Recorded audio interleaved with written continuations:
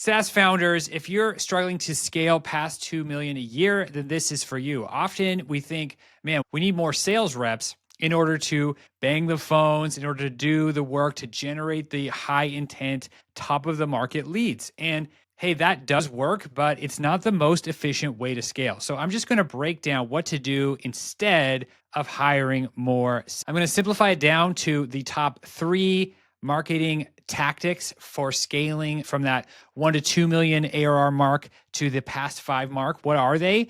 And I'm going to simplify things a lot so you can make sense of what's the best way to scale this year. All right, let's jump into Loom. So let's look, what are the different ways to scale and what are the ways, like how do you make sense of them? I'm going to break down and simplify, do like this, bam. Scale. So there are a few different methods. You can run ads, you can do outbound, you can hire sales teams, but they are not efficient. And it really depends on lots of factors. And I want to break down 3 methods that I'm going to outline. And how do you know which one you should choose based on the whole market and where is your offer? Who are you selling to? So let's talk about the attributes that really matter the most. First question is, can you go directly to the top of the market? Can you directly access the top of the market? That's the first question I want to ask. The next one for this method is, can you skip the difficulty of creating a cold, friendly offer? So a lot of people sell products, create products that are huge and amazing, but they're complicated, difficult to understand, and there's some risk involved. Especially in SaaS, when we talk about recurring, to a stranger, that means I'm going to pay you forever. And there's all this risk, and so it's a lot of perceived risk on their side. So one thing we want to look at is, can you skip creating a cold, friendly offer? That's what marketers call something that even a stranger would buy from you. So that would be a definite plus if you can skip that, because that's hard for a lot of people. The other thing we want to look at, like what is the time investment per qualified discovery or demo call? Then we have the cost per booking. Does it have a high intent level? And we should also look at, for each type of marketing, what kind of constraint does it remove? Like, what problem do we want to solve with this marketing? The price point and the format. So that's what we need to look at. Let me just clean this up. Okay, so what are the different methods? So let's get right into it. So the first one, I'm going to talk about outbound. And there's a lot of different ways to do outbound. But let's say we're talking about indirect outbound. So if you're not directly selling something, that is what I mean by indirect outbound. You're offering to something they already want. So we can call this indirect outbound.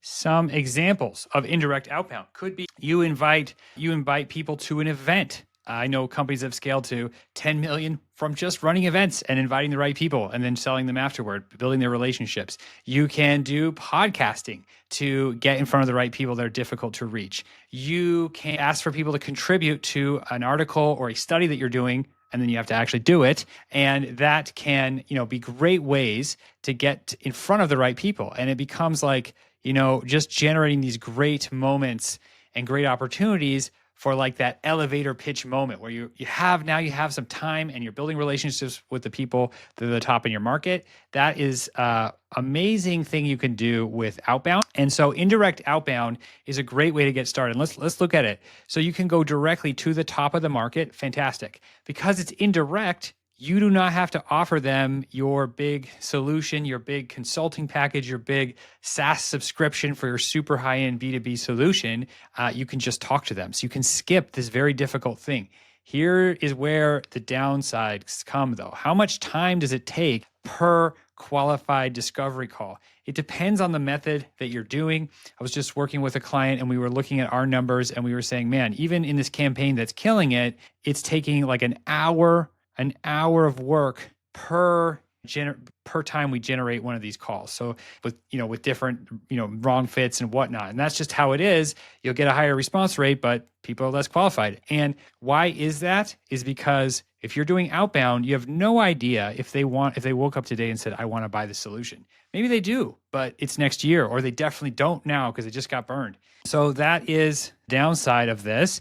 And how much does it cost you per booking, like per booked call? It's crazy low. Like we could calculate it, but it's effectively zero. It's effectively zero. I mean, you need a team to run your cold outbound. You might use an agency, but when you find something that works, you can just scale up the volume and drive this number down. So it's very, very low. And what is the constraint that you actually remove when you do something like this? I would say the constraint is just conversations. It's like conversations with prospects. That's what I would say. Like by doing this kind of motion, you are going to have more conversations with prospects. And if that is the constraint to growing your business, then this is great. This is a fantastic move. Now, what can you sell on the back of one of these kind of discussions or conversations? What we find is typically you're not going to want to, it's not going to feel worthwhile unless the price point is high enough. We typically see like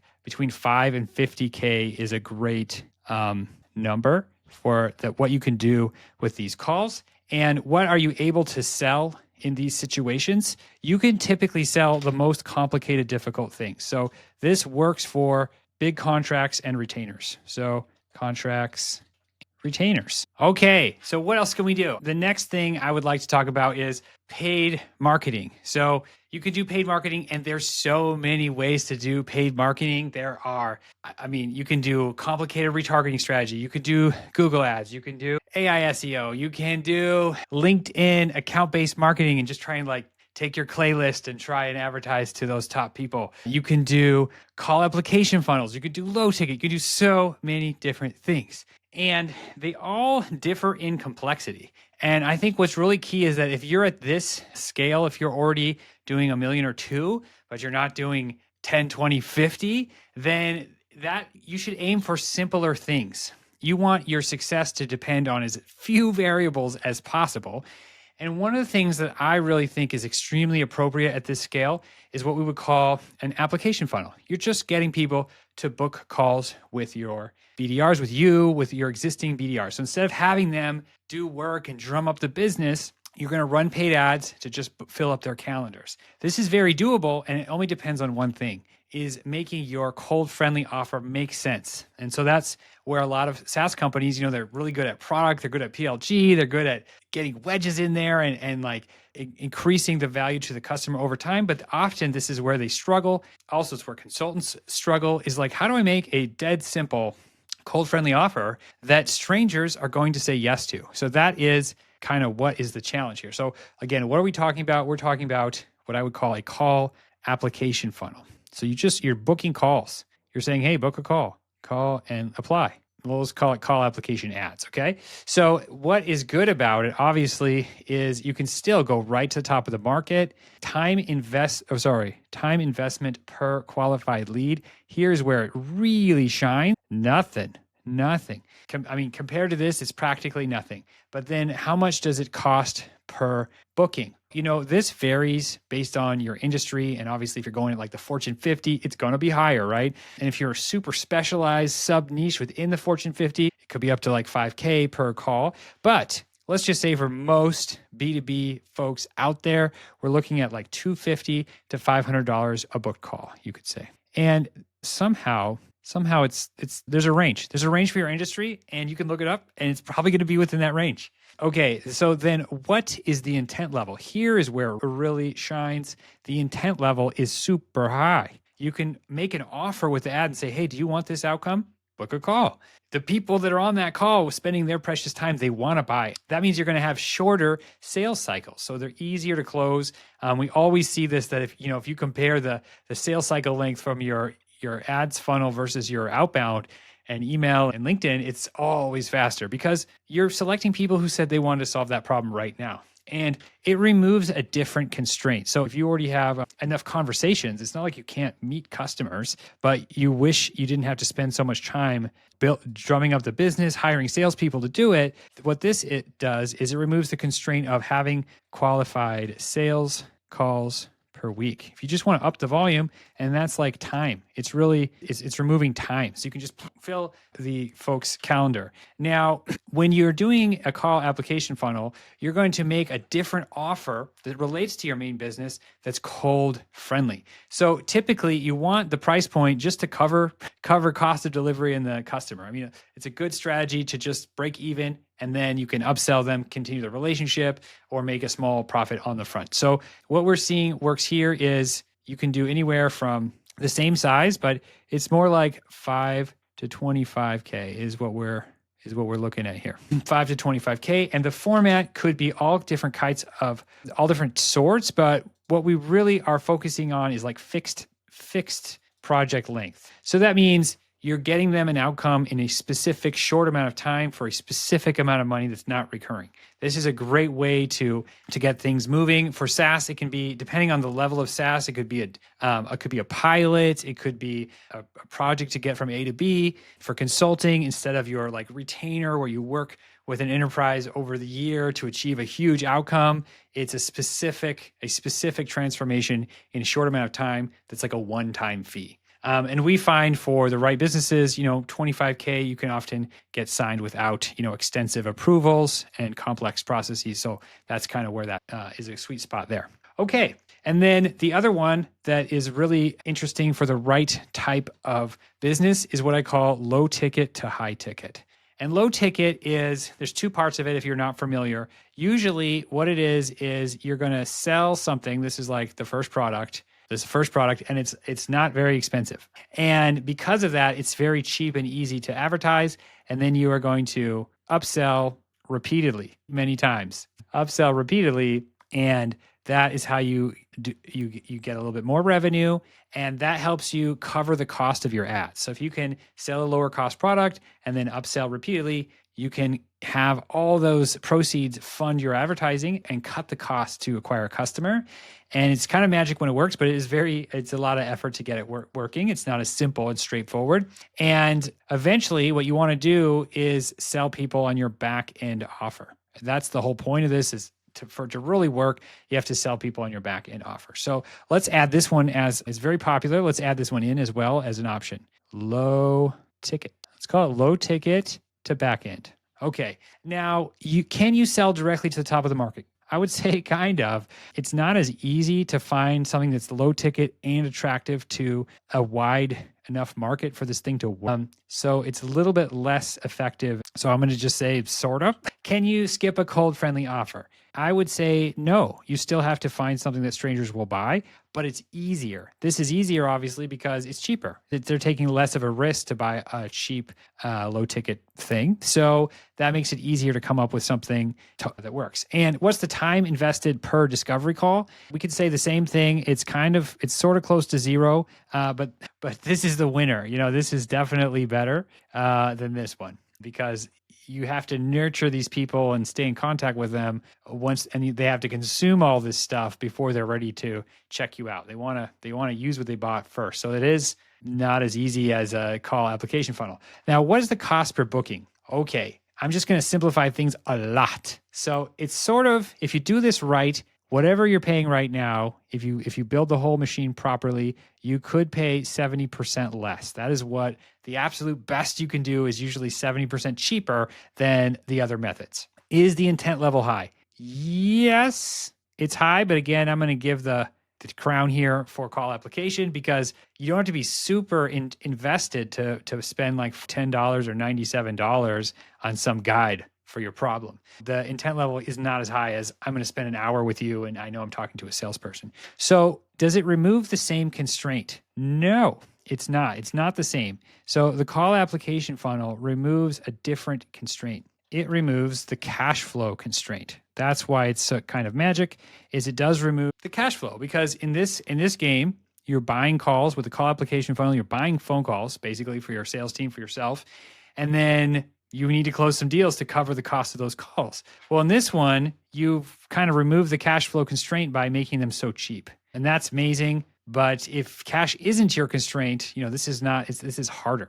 Okay, so then what is the price point here? Again, so in this case, we're talking about sub $100. I think that is That's what we're talking about. And the format is like a digital product. And I think I'm going to add one more detail here that I did not think of. Just going to say this. Let's talk about when to use, and let's rate the complexity. Okay. So complexity, let's rate the complexity, because this complexity, it also means risk, effort, time, skill needed. So when we talk about complexity for the inbound, I would say it's kind of like medium. It's sort of medium because you have to get your email stuff set up, you have to do your copy, but it's not heinous. For call application funnel, believe it or not, it's low. There's not a lot of moving parts. Even though there's ads and platforms, as a marketer, it makes me think, okay, what's the right offer? That's all you have to focus on to make this work. Get the right offer in there, it works. Low ticket to high ticket, I would say the complexity is high because there's so many pieces. You've got to get this work. You got the initial offer right. You got to get the upsells right. Then you have to get the process to nurture them to get into the back end offer. So it's a lot of pieces. I mean, it's a worthwhile endeavor, but you don't have to try to do this either. Okay, so when are these appropriate? I think this one is really, really good when indirect outbound is really good when you're starting. It's great for starting out.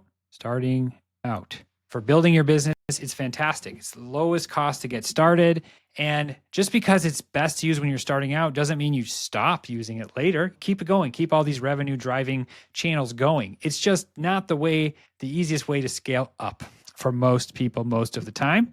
Okay, call application funnel. This is really good when you are scaling, and when the LTV is high, with good LTV. When you have a great LTV, this isn't a big deal anymore, and your cost of customer acquisition it is what it is. You can look it up, and it's going to be around that value for your industry. And that's a great time to use this because it's so simple. You can get it going and scale yourself up quickly. Now, this is a great thing to use when your LTV is lower. So scaling with a lower LTV, or if you're going towards earlier stage, what's the right way to say it? The other time to use it is, let's imagine here's the market and here's the absolute top of the market. If you're trying to go here in the middle, then this is a great one to use, is right here in the middle of the market when it's not the absolute top, you're not going after big time companies or bigger CEOs, then this would be a good one to use like this. And you could draw the same thing for these other ones. So if this is the market here, then okay. And for this one, yeah, this is how I would look at it, is that, if you're doing indirect outbound, it's like you're going to reach out to the very top. This really expands going down, reaching a little bit lower, and gets you a lot of volume. And then this is when you're going for mid-market or more closer to mass market. Low ticket to high ticket is the way to go. So this is how I would recommend folks go about their marketing to scale. If you're looking to scale. Now, if you want help scaling, I would love to help you do it. If you're around 2 million and you want help scaling up, adding another 2 or 3 or more million this year, then I'd love to help you do it. That's what we do. Drop me a line and I would love to help you.